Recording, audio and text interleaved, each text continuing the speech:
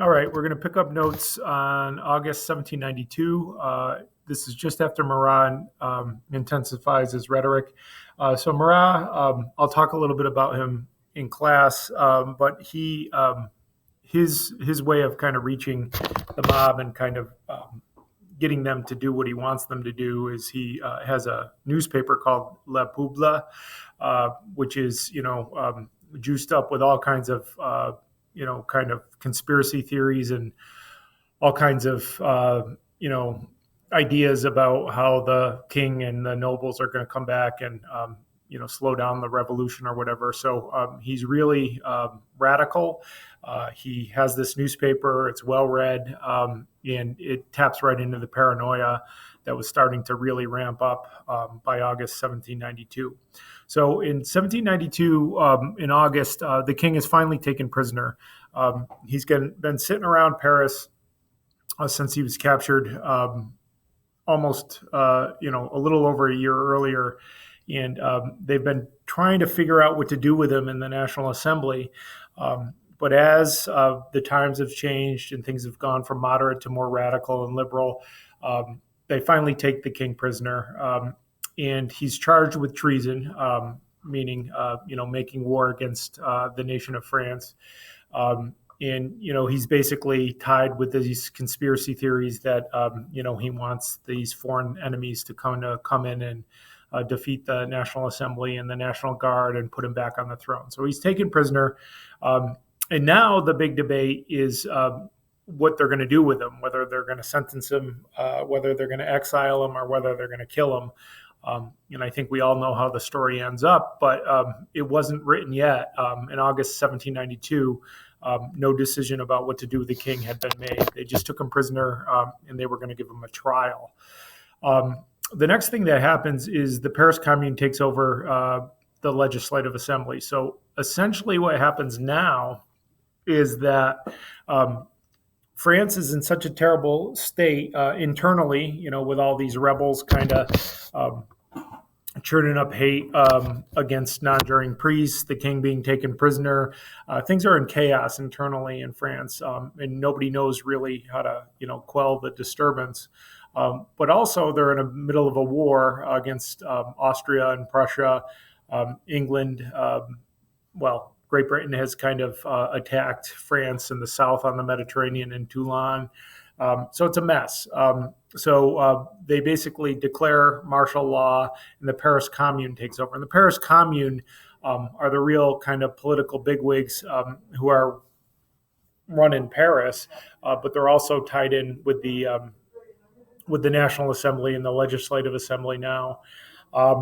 So once we get into September 1792, the National Convention begins, and that is when the dictatorial kind of part of the revolution begins. So the National Convention is kind of looks like the National Assembly. It looks like a democratic process where you get a bunch of guys sitting around hearing proposals and things like that. But the big difference is there are now two committees: the Committee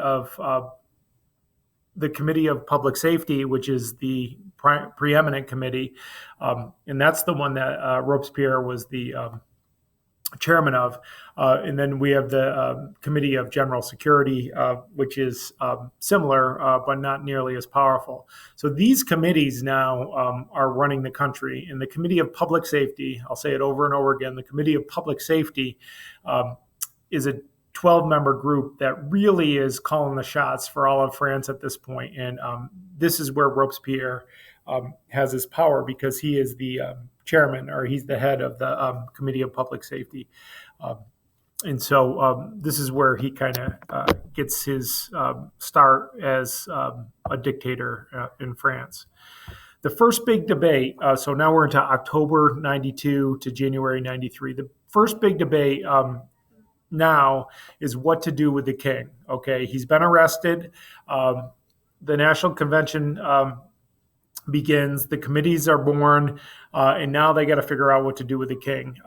There are two factions. So the Feuillants are gone now, and the two big political parties are the Girondins, which used to be part of the Jacobins, and they're the more moderate group, and then the Jacobins, who are, the liberal radical wing of the National Convention at this point. The Girondins, this is important, the Girondins want the king to live, right? They want him to be sentenced, probably exiled, but they don't want to kill the king. And the Jacobins think that the only way to kind of kill the past and kill the monarchy and kill all the chances of things going back to the old way is to kill the king. So the Jacobins are calling for the king to be killed. And it was a very, very close vote in the National Convention. On one of the votes, the difference was 1. And on the next vote, the difference was maybe 7 or 8. But the king is eventually killed. And this is when all hell sort of breaks loose. As soon as the king dies, this opens up the door to the most, Pandora's box, the most radical, violent stages of the revolution. And I think I referred to it before, but when the king is killed, all ties with the past are sort of severed. There's even people watching, his guillotining, and they run up and dip their handkerchiefs in blood. That kind of shows how things have changed. And this is really why I talked to you guys about the levels of violence. Things have become kind of paranoid and sick, and people are seeking revenge and shattered faith, and all kinds of problems have now risen to the surface. And it's kind of a sick society at this point, where everybody is, potentially a victim, and everybody's ratting on everybody else, and there's all kinds of rewards given for people who sell other people out, and it's just kind of a sick place right after the king is killed.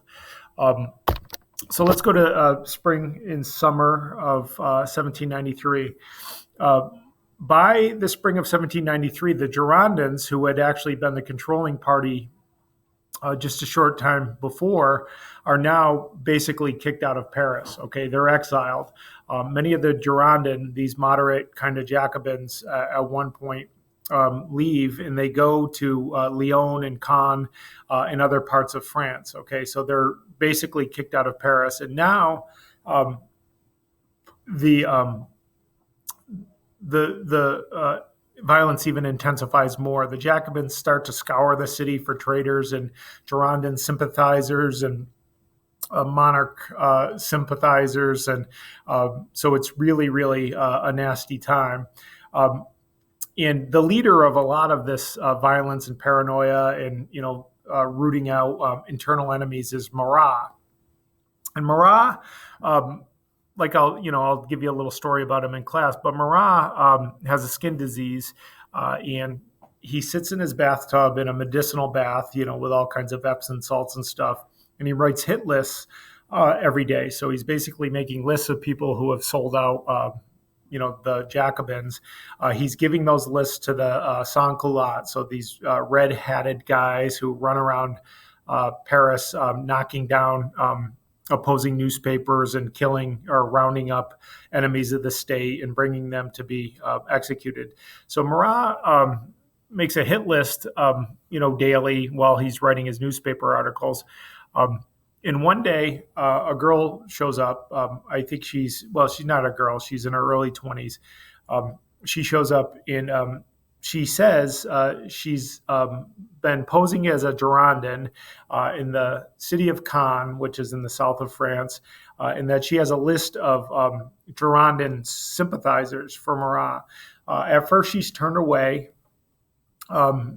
And, Marat doesn't allow her to kind of come in and give him her list of traitors. But eventually she's pretty persuasive, and she's allowed in, and she gives Marat her list of traitors, or poses as though she's going to give Marat her list of traitors. But in the meantime, she pulls a poignard, or like a little knife that she smuggled in there, and stabs Marat in the heart. Her name is Charlotte Corday. Her hope was that if she could kill Marat, kind of this rabble-rouser, crazy radical who's asking everybody to be killed, that she'll stop kind of the worst violence of the revolution. The problem is that when she killed Marat, it actually intensified the paranoia. He became a big time martyr. He ends up being, depicted by Jacques Louis David in a very famous painting about the revolution. His heart is kind of taken to a former Catholic church that's been stripped of all of its Catholic, leanings, and it's put up on like the altar, and he becomes kind of like a martyr to the revolution. So Marat's killing, the intent of it, this Charlotte Corday who killed him, was to stop the violence, but it actually intensified the radical violence and paranoia and everything else. And then we start to enter even, the crazier phase of the revolution. What adds to the problem is that the war on the frontier is continuing. So there's violence on the frontier. They're fighting England, Austria, and Prussia. So the National Guard is fighting there. They're going out into the countryside trying to find Girondins who've been exiled from the capital, and they're killing them. There's two spots in particular where they, are killing Girondins. One is called the Vendée. So this is a region of France where they just start, kind of ruthlessly killing people who are sympathizers with the moderates in Lyon. So they basically level the city of Lyon, take most of the people out, and have them shot in the field. And then in Paris, where the guillotine is kind of running 24/7, not quite, but they're rounding up counter-revolutionaries in Paris at this point and having them executed. So it's like a three-part violent surge by the Jacobins who are running the country. Like I said, in Paris, they're finding traitors out in the countryside. They're rounding up Girondins. And then on the frontier, they're killing their foreign enemies. So that'll be it for this video. We're going to pick up with October 1793 the next time I talk to you. Thanks.